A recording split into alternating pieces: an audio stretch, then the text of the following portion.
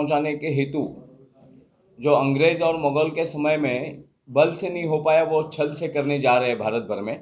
भारत की सभ्यता को कलंकित करने के लिए, साधु परंपरा को चरित्रहीन बताने के लिए भयंकर और भीषण प्रयास भारत में हो रहे हैं। 57 देश मुसलमान बन गए, 150 ईसाई बन गए, मगर भारत के ऊपर इतने सारे विदेशी हमले होने के बाद भी भारत भारत ही बचा है। भारत की आज भी वही प्राचीन पहचान भारत में बची हुई है। इसी भारत को अगर बदनाम करना है तो भारत के राज्य व्यवस्था के ऊपर हमले कर कर नहीं चलेगा, भारत के आध्यात्मिक व्यवस्था को तोड़ना पड़ेगा। और भारत की आध्यात्मिक व्यवस्था तोड़ने के लिए ही भारत के साधु संतों के ऊपर चरित्रहीनता के आरोप लगाए जाते हैं। कहीं हमने देखा कि बीच में जयेंद्र सरस्वती जो तमिलनाडु के शंकराचार्य की पीठ के पीठाधीश थे, जो अब आज शरीर में नहीं रहे, जयेंद्र सरस्वती जी को दिवाली में हत्या के आरोप में, उसके बाद में नित्यानंद तमिलनाडु के ही संत रहे, उन्हें एक फेक सीडी बनाकर उनको शरीर संबंध बनाते समय दिखाया गया और बाद में सुप्रीम कोर्ट में फॉरेंसिक एविडेंस के तहत क्रॉस चेक हुआ तो पता चला कि वो फेक सीडी थी। और वो जिन चैनल ने, विजय चैनल या कोई तो चैनल था साउथ का, उस चैनल ने जिस सीडी को चलाया था, उस चैनल को सुप्रीम कोर्ट ने अगले 2 महीने तक क्षमा की लाइन चलाने पर विवश कर दिया। हमने देखा कि रामदेव बाबा के इसमें भी औषधों में मिलावट है, मानवीय हड्डियां है, ऐसा बताया गया। वृंदा करात जो कम्युनिस्ट लीडर है उन्होंने, और बाद में उनके ऊपर ना रामदेव बाबा के ऊपर एक एफआईआर बनी ना कुछ, मगर प्रेस में बातें उछाली गई, भारत भर में ऐसी बातें उछाली गई कि विश्व को भारत की ओर देखने का नज़रिया बदल जाए। भारत के अध्यात्म, भारत के योगासन को बदनाम करने का प्रयास किया गया। वैसे ही बापू आसाराम जी, परम पूज्य संत श्रेष्ठ जो आसाराम जी बापू है, उनके बारे में किया गया। बने वहाँ की सभ्यता वो है कि उसके पर्सनल लाइफ से उनको कुछ लेना देना नहीं है, नेशनल लाइफ से लेना देना है। मगर भारत एकमात्र देश ऐसा है कि अगर कोई गुरु हो, कोई नेता हो, तो उसका व्यक्तिगत चरित्र साफ सुथरा होना चाहिए। भारत की ये परंपरा रही है जो बहुत ही उज्जवल है, और व्यक्तिगत परंपराओं के ये सभ्यता को देखने वाला भारत एकमात्र देश है जो पर्सनल कैरेक्टर देखता है, और वो देखना भी चाहिए। पर्सनल कैरेक्टर सॉलिड होगा तो ही नेशनल कैरेक्टर सॉलिड होगा, और वही पर्सनल कैरेक्टर को डैमेज किए बगैर भारत को नहीं मारा जा सकता है। और भारत को मारना है तो भारत की आध्यात्मिक धरोहर को बदनाम करना पड़ेगा। जिन्होंने थोड़े राजनेता राजनीति करते गए मगर भारत को ख़त्म नहीं कर पाए। अब संतों की परंपरा जब आई तो आपने देखा होगा कई वर्षों से, गत कुछ वर्षों से संतों के ऊपर आघात हो रहे, कई संतों की हत्याएं हो रही है, कई संत अचानक रातों रात गायब हो रहे हैं, कई संत औरतों के चक्कर में फंसे हुए दिखाए जा रहे हैं। मगर एकमात्र हिंदू संत है। केरला के बिशप को हमने देखा कि 31 गवाह उसके विरोध में होने के बाद भी, सारी नन्स उसके पुरजोर विरोध में होने के बाद भी, सारे नन्स जो विक्टिम है वो बता दें कि इन्होंने हमारे साथ कितने बार बलात्कार किया। विटनेस तगड़े होने के बाद भी केरला के बिशप निर्दोष छूट गए हैं। मगर आसाराम बापू के ऊपर बलात्कार का आरोप ही नहीं है, कोर्ट में उनके साथ छेड़खानी का आरोप लगाया गया है। एक भी विटनेस सामने नहीं आया है, सिद्ध नहीं हुआ है। एक भी विटनेस बोल नहीं पाया कि मैंने देखा। उस और लड़की का एक ही बार बयान लिया गया जिसको क्रॉस वेरीफाई भी नहीं किया गया, क्योंकि अंडर 18 लड़की के ऊपर पॉस्को लगता है, और पॉस्को लगने के बाद रिक्रॉस होता नहीं, क्रॉस चेकिंग होती नहीं है। और इसी के माध्यम से आसाराम बापू ने 14 करोड़ लोगों को भारत की धरोहर से जोड़ा, सभ्यता से, आध्यात्मिक साधनाओं से जोड़ा। मैं ना तो आसाराम बापू का साधक हूँ, ना तो मैं आसाराम बापू का मित्र हूँ, ना तो उनके शिष्य परंपराओं से आता हूँ। हम नाथपंथी है, जैसे योगी आदित्यनाथ गोरक्षनाथ भगवान के पीठ के अध्यक्ष है, पीठाधीश है, वैसे ही उस नाथ परंपरा से है। मगर हमारी अंतरात्मा से हमने जब विचार किया, विवेक से विचार किया, इस केस के सारे कागजात खंगाले तो समझ में आया कि ये सब बनी बनाई चीज़ है। आप में से कई वरिष्ठ पत्रकार मुझे देश भर में मिल रहे हैं, वो बोलते हैं इसमें मरे तक लाइव हम तो हंसते हैं कि कैसा इसको फंसा दिया, कौन सा गेम है ये। तो ये गेम आसाराम बापू को ख़त्म करने का नहीं है, ये गेम भारत की सभ्यता को ख़त्म करने का है। जैसे हमने देखा कि नागालैंड, मिजोरम, उस दिशा में जैसे धर्मांतरण हुआ, वो अंग भारत से टूटने पर आबा हो चुके हैं, जल्दी पे आ गए कि हमको भारत से टूटना है। जहाँ जहाँ धर्मांतरण होता है वहाँ राष्ट्रांतरण होता है, और भारत की सभ्यता, कई लोग इसमें से भाग गए, जो आगे आकर विरोध में बोल रहे थे, आज वो नहीं है, भाग गए हैं। आज वो सामने बात रखने को तैयार नहीं है। डीसीपी लांबा को भी जयपुर हाईकोर्ट ने समन्स जारी किया है कि उसने अपनी एक किताब रखी है और उसने अनबन में सब सच्चाई लिख दी उसमें कि मैंने पहले ही रूम में जाके वीडियो शूटिंग निकाल के उस बेटी को दिखा दिया था, जिसके बल पे उसने इसका ब्यौरा दिया रूम का। तो अगर आप पत्रकार हैं तो आपको ये सभी को मालूम है कि जो आरोप करता है उसे बिना दिखाए अंदर की बात पूछी जाती है, बता क्या क्या है अंदर, अगर तू असलियत। तो डीसीपी लांबा ने पहले ही वीडियो दिखाया था और अपने आत्मचरित्र में वो घाई घाई में लिख भी दिया। अब जयपुर हाईकोर्ट ने उसको नोटिस दिया है कि तुमने किताब किस बल पे निकाली, अभी हाईकोर्ट में मसला पेंडिंग है। तो ऐसी कई सारी कमियां हैं, कई सारी बदमाशियां हैं जो आपके माध्यम से हम भारत में बसे भारतीयों को पहुंचाना चाहते हैं। मेरे ख्याल से जयपुर हाईकोर्ट ने तो उनके खिलाफ उम्र कैद की सजा सुनाई है 25 अप्रैल। हाईकोर्ट ने नहीं सुनाई है, जयपुर सेशन कोर्ट ने सुनाई है। तो जब भी सेशन कोर्ट सुनाई जाती है तो सेशन कोर्ट में गलतियां हो सकती है, अन्याय हो सकता है, इसीलिए हाईकोर्ट है। हाईकोर्ट में फिर जा सकते हैं, फिर सुप्रीम कोर्ट में जा सकते हैं। ये जो स्टेज रखा है कि निचली अदालतों में गलत फैसले आते हैं। दो सवाल है मेरे। पहला सवाल ये कि आप महाराष्ट्र से आते हैं, आपका संगठन है हिंदू राष्ट्र सेना, जिसकी परिकल्पना जो है आपकी हिंदू राष्ट्र की है। महाराष्ट्र में सरकार है उद्धव ठाकरे की, जो कि हिंदू राष्ट्र के प्रबल समर्थक माने जाते हैं। तो ये जो आसाराम बापू का मुद्दा है, ये आपने वहां क्यों नहीं उठाया ठाकरे के साथ? सभी जगहों पे चलेगा। ठाकरे न्यायपालिका नहीं है। हम तो जिस जनता का मत कलुषित किया गया है, भारत की जनता का मत भारत के अध्यात्म के प्रति कलुषित करने के लिए, दूषित करने के लिए जो षड्यंत्र रचा है, ये महाराष्ट्र का मसला है नहीं, ये भारत का मसला है। ये भाषा का मसला है नहीं, प्रांत का मसला है नहीं, ये राष्ट्र का मसला है। आसाराम बापू केवल महाराष्ट्रियन या जोधपुर वालों को ही दीक्षा नहीं देते थे, पूरे भारत भर के भारतवासियों को और दुनिया भर के। मतलब ये है कि अगर आप शिवसेना के सामने इस मुद्दे को उठाते, या महाराष्ट्र में राष्ट्रीय स्वयंसेवक संघ का भी अपना मुख्यालय है नागपुर में, वहां भी इस मुद्दे को उठाते, तो मीडिया के सामने उठाने की अपेक्षा वहां ये मुद्दा ज्यादा मत नहीं, मेरा एकदम हमारा अंतरात्मा से मत ऐसा है कि जो स्थानीय मीडिया है भारत भर में फैली हुई, आप जैसे सारे पत्रकार हैं, उन तक पहले बात साफ सुथरी हो जाए, इनके मन में ये मंथन हो जाए इन विचारों का। जो हमने चिंतन किया है वो चिंतन आप भी शुरू कर दे और इसके टेक्निकल ग्राउंड्स देखने शुरू कर दे, इसके कागजात देखने खंगालने शुरू कर दे, ऑनलाइन मिलते हैं पेपर सब। इससे आपको ये पता चलेगा कि ये केस बोगस है, क्योंकि पत्रकारों का केसेस से बहुत ज़्यादा नज़दीकी संबंध पर नहीं। महाराष्ट्र पूर्ण निरुपद्रव न्यूसेंस वैल्यू से शून्य व्यक्ति निर्माण किए, उपद्रव मूल्य शून्य है, इसीलिए आसाराम बापू अंदर है। नहीं तो हमने देखा कि मौलाना साद जी जो है मरकज के, आज तक पकड़े नहीं गए। इन्वेस्टिगेशन एजेंसियां इतनी भोली भाली तो है नहीं कि जो पकड़ नहीं सकती है, मगर उनके पास उपद्रव मूल्य होने वाले एक वर्ग का बड़ा उन्हें शक्ति है।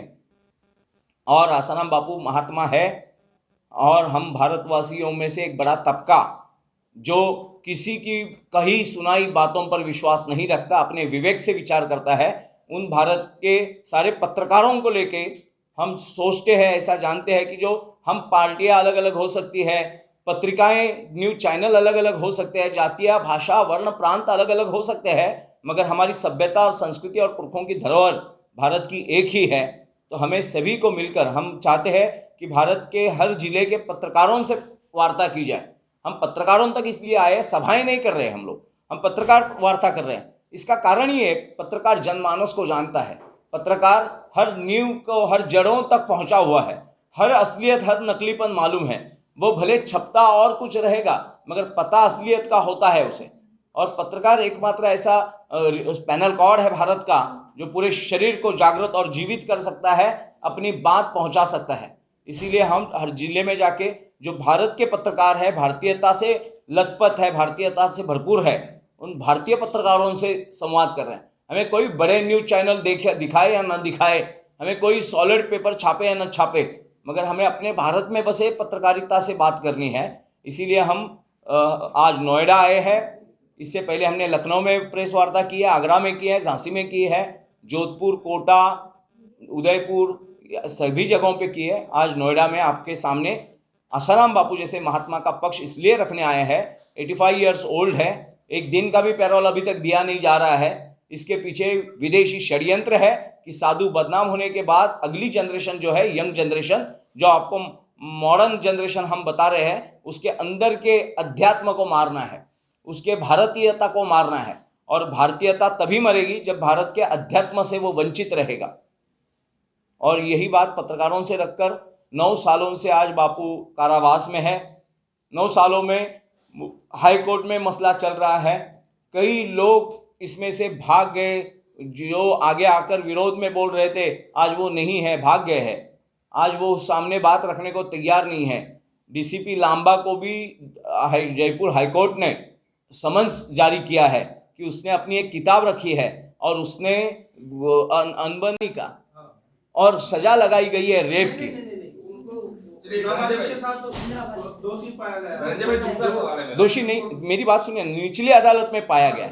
वातावरण जो निर्माण किया गया, वातावरण भारत भर में जो निर्माण किया गया, जिससे बातें बहुत बनाई गई, यूट्यूब के, गूगल के ऊपर, इंस्टाग्राम के ऊपर इमोजीज छोड़ी गई, एनिमेशन फिल्म छोड़ी गई कि स्लीवलेस डालकर औरतें झुकी हुई है और साधु देख रहा है, वो जो गलत तरीके से प्रेजेंटेशन साधुओं का किया गया। आपको क्या लगता है कि वो प्रेजेंटेशन किसने कराया?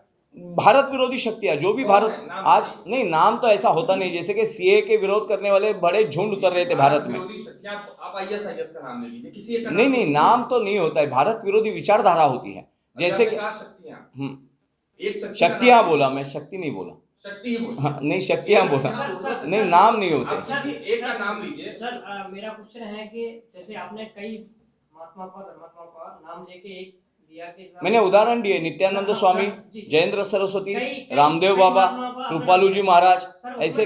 उन महात्माओं में एक बाबा राम रहीम भी आते हैं, उनके बारे में आपका क्या ख्याल है? राम रहीम जी के बारे में हमारा अभ्यास ही नहीं हुआ। मैंने जितना अभ्यास करके आया उसके बारे में मैंने बताया। अभी राम रहीम जी का भी कोर्ट में ही मसला है, सेशन कोर्ट में ही है। मैं साधुओं की परंपराओं के बारे में बोल रहा हूँ, मगर उनका नाम नहीं लिया ना, इसलिए मैंने। हाँ जी, नहीं ये लिया। बड़ा मुद्दा है। जी, दूसरा सवाल में आता हूं। वैसे तो सत्यपाल सिंह जी, सतपाल बाबा जी है, उनका भी नाम लेना रह गया। मगर ऐसी सारी घटनाएं जो है वो भारतीय संतों के, भारतीय आध्यात्मिक शास्त्र, रामपाल जी। संजय भाई, दूसरा सवाल ये है कि आपके खिलाफ करीब 20 से 23 मामले दर्ज हैं आपके खिलाफ जी महाराष्ट्र में। जी। महाराष्ट्र में शिवसेना का हमेशा से प्रभुत्व रहा है। हिंदू राष्ट्र की बात करते हैं, आप भी हिंदू राष्ट्र की बात करते हैं, तो क्या आपसे उनका मतभेद शिवसेना रहा है कि नहीं, वहाँ मतभेद का नहीं। मुद्दा अपना- शिवसेना की नींव भाषावाद से है, मराठीवाद से। आपने अगर पत्रकारिता में अभ्यास किया होगा तो शिवसेना पहले से भाषावादी रही है, प्रांतवादी रही है, प्रदेशवादी रही है, महाराष्ट्रवादी रही है।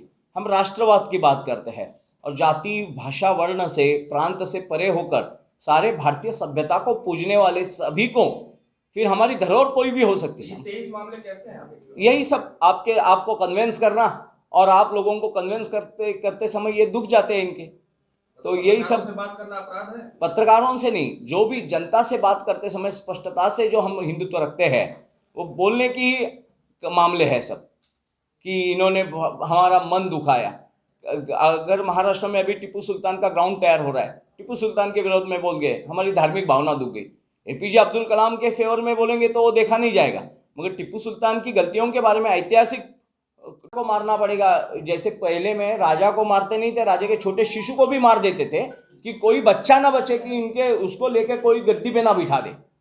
तो ये बच्चे को भी खत्म करना है, ये इससे ये लॉजिक लग सकता है। चलिए, बाबा जी को मान लिया, फिर बच्चा भी रेपिस्ट था, पूरी उनकी बेटी भी रेपिस्ट, उसकी ये भी लेजर गन लेके वो लड़कियां दिखाते। ये तो हिंदी फिल्मों वाला सीन हो गया, ऐसा कुछ होता नहीं था। और फिर बाबा जी ने जो बताया, जैसे उनके सब काम करते हैं, ये आप ये करेंगे, आप यहाँ करेंगे, ये महिलाएं यहाँ से यहाँ तक नहीं जा सकती, ऐसे ग्रुप आप ही के तो पास है नहीं, आप ही के बाबा जी के पास है। नहीं, बाबा जी ने उल्टा ऐसा है, 5 बजे के बाद पुरुषों के आश्रम में महिलाएं नहीं जा सकती है, और महिला आश्रमों में केवल महिलाएं जाती है। सत्संगों के समय सभी जन दिन में एकत्रित होते हैं, उनमें पूरे आचार संहिता का पालन होता है। ऐसा हो ही नहीं सकता। ये तो एनिमेशन फिल्म बनाकर दिखाया गया है, वास्तव में वैसी चीज़ें वही है ही नहीं। आप खुद कभी आश्रम वासियों से मिलिए, आश्रम में जाइए, आश्रम देखिए परिस्थिति क्या है। गौशालाएं हैं, यज्ञ कुंड है, ध्यान करने की सामूहिक जगह है, और एक आध दूसरा शौचालय रहेगा, रहने की भी जगह नहीं बनाई है। सर, किसी ने कोई एक पिक्चर बनाई, किसी ने देखी, सोच है कि वही पिक्चर देखेंगे, अच्छी चीज नहीं देखेंगे, उस सोच को आप कैसे बदलेंगे? ये सोच आपके माध्यम से हम जो पत्रकार परिषदें करते घूम रहे हैं, उसके बाद में सत्संग कर रहे हैं, उसके बाद में सभाएं करेंगे, लोगों तक पहुंचेंगे, जन जन की सभाएं होंगी, सभाओं में जो आपके सामने मुद्दे रखे जाएंगे वही उनके सामने रखे जाएंगे। मगर हम आपके सामने इसलिए रख रहे हैं कि आज आप 10 पत्रकारों ने भी अपनी बात रखी तो लाखों भारत के ज़िले ज़िले में ये बातें जाएंगी, और ये बातें जाने के बाद आपने जिस भी लाइन में आपको लिखना है, आप अभी मैं जिस सकारात्मक हेतु से बोल रहा हूँ वो सकारात्मक हेतु आप तक पहुँच रहा है। आप 2 लाइनें भी शंका की उपस्थित करते हैं कि ये इनका देसाई का कहना ये है, तो संभव है ऐसा भी हो सकता है, तो इससे भी मंथन शुरू हो जाएगा। जो सामान्य समाज है, जो अध्यात्म से जुड़ा नहीं है मगर अपने रीति रिवाजों से पक्का है, वो रीति रिवाजों से पक्का हिंदू समाज जो है, भारतीय समाज है, जो चाहता है कि हमारी भारतीय सभ्यता और संस्कृति कलंकित ना हो, जो सहमा हुआ है, दबा हुआ है। ये पत्रकार परिषदों के बाद में, इस प्रेस वार्ता के बाद में मैं सैकड़ों पत्रकार परिषदें करूंगा। अभी मैंने कहा जोधपुर, उदयपुर, इटावा, कानपुर, आगरा में की, झांसी में की, अपने उत्तर प्रदेश की लखनऊ के राजधानी में की है। तो ये सब करते करते हम मंथन करवा रहे हैं। जिस बवंडर मचाने के पीछे जो षड्यंत्र था, उसी षड्यंत्र को इसी सुप्रचार से और सत्य प्रचार से उस बवंडर को मिटाना चाहते हैं। धनंजय जी, क्या आपको कानून पर, न्याय पर विश्वास है? नहीं, मगर न्याय पर विश्वास जो होती है माँ समान होती है, तो उसी परस्त्री को वासना के स्वरूप में दिखाकर भोगवादी बनाया जाता है। उसी स्त्री को ये सेक्सुअल अट्रैक्शन दिखाया जाता है। भारत ने कभी भी स्त्री को सेक्सुअल अट्रैक्शन के एंगल में नहीं देखा है। भारत में स्त्री को सम्मान के, मातृशक्ति के स्वरूप में देखा है। हमने देखा होगा पांडवों के समय मातृसत्ताक पद्धति थी, जो कौंतेय कहते थे, राधेय कहते थे, माँ के ऊपर से अपना नाम चलाते थे। तो इस सभ्यता को, भारत को मिटाना है तो भारत को भोगवादी बनाना पड़ेगा। तो सेक्सुअल अट्रैक्शन तो आ गया। बीमारियों की औषधि अभी आपको मैं बताता हूँ कि डायबिटीज़ के कितने तो फार्मूले आ चुके हैं जो डायबिटीज़ को कंट्रोल करते हैं, मगर एलोपैथिक कंपनियां बताती है कि अभी तक ऐसा कोई फार्मूला नहीं है। आपको ये पेन किलर्स, ये पेन सवाल रोकने के बाद आपसे ये जो आपने यहाँ पे अभी ने फंसाया, उनके बेटे को किसने फंसाया? उसी बताइए आप। जी, मैं ये बता रहा हूँ, मैं नहीं व्यक्तिगत बाबा जी के बारे में ही बोल रहा हूँ। व्यक्तिगत किसी का नाम नहीं लिया जाता है। जैसे आज सारे पत्र, जी, आप सारे पत्रकार में, एक पत्रकार नहीं है, आप सारे पत्रकार हैं, और सारे पत्रकारों को बोल रहा हूँ, ऐसी सारी शक्तियाँ हैं जो आप भी नहीं बता सकते व्यक्तिगत कौन है, ना मैं ही बता सकता हूँ। मगर ये पक्का है कि भारत की आध्यात्मिक धरोहर को खत्म करने के लिए कुछ षड्यंत्रकारी लगे हुए हैं जो भारत को मिटाना चाहते हैं। जैसे कि सीए के विरोध में आंदोलन भारत में किसने चलाए? एक कोई व्यक्ति, एक कोई संस्था नहीं है, वो एक समाज को खड़ा किया जो सीए का विरोध कर रहा था, एनआरसी का विरोध कर रहा था। दुनिया में ऐसा कोई देश नहीं जहां एनआरसी लागू नहीं है। भारत में एनआरसी का विरोध हो रहा है क्योंकि भारत के बाहर से आने वाले रोहिंग्या को, बांग्लादेशियों को भारत में नागरिकता देकर भारत की आध्यात्मिक या भारत की सांस्कृतिक सभ्यता को बिगाड़ना है। सर, जैसी स्थिति अभी पैदा हुई है जी, हमारे देश में, इस स्थिति में भोगवाद से कैसे लड़ेंगे? योगवाद वही पत्रकारों के माध्यम से आज तो हम पहुंच रहे हैं, और ये बाबा जी, आसाराम बापू जैसे, रामदेव बाबा जैसे, श्री श्री रविशंकर जग्गी वासुदेव जैसे महात्माएं अपने अपने संत परंपराओं की धरोहर रखते हैं, अपने अपने बड़े बड़े लेक्चर्स रखकर भारत में जो आध्यात्मिक शक्ति से पुरस्कृत है उन समाज को एकत्रित कर रहे हैं।